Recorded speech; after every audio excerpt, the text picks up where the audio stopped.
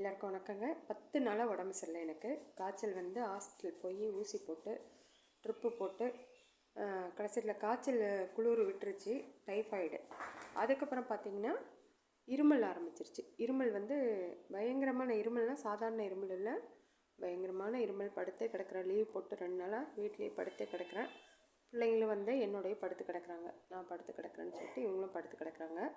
இங்கே பாருங்கள், பன்னு பாப்பா. இவங்க தான் நம்ம பன்னு பாப்பா, வெள்ளைக்குட்டி. தலையாட்டுறாங்களே, இவங்க தான் பன்னு பாப்பா. இவங்க வந்து நேற்று வெளியில் கொஞ்ச நேரம் இருக்கட்டும் அப்படின்னு சொல்லிட்டு விட்டுருந்தேன் சாயந்தரம். இவங்க எல்லாமே சுகி மகி ரோடு பக்கமே போகல. இப்போ தான் 2 நாளாக போகிறாங்க. போயிட்டு இங்கே தான் வாசல்லையே தான் கேட்டுக்கிட்டே தான் திரியுவாங்க. அப்படி திரிஞ்சிட்டு இருக்கும்போது ரோட்டில் போன ஒரு பொறுக்கியை பார்த்து குலைச்சிட்டாங்களாம். உடனே இவ்வளோ நான் உள்ளே இருந்தேன். இவ்வளோ பெரிய கல் எடுத்து பன்னு பாப்பா கால் மேலே நல்லா போட்டுட்டு போயிருக்கான். பயங்கரமாக கால் வந்து காலையிலேருந்து நொண்டிகிட்டு இருக்குது. நேற்றுலேருந்து இன்னும் நொண்டிக்கிட்டே தான் இருக்குது.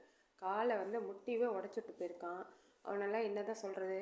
அவன் ஏற்கனவே இதே மாதிரி தான் அவன் ஹஸ்பண்டு ஒய்ஃப் 2 பேரும் அவங்க மக வந்து போலீஸ் வேலையில் இருக்கான்னு கொழுப்பில் நான் இங்கே வரும்போதும் குட்டிங்க மேலே கல் எடுத்து போடுறது. போர்ட்டிக்கோவில் இருந்துட்டு குலைச்சா அவனுங்களுக்கு என்ன பிடுங்குதுன்னு தெரியல.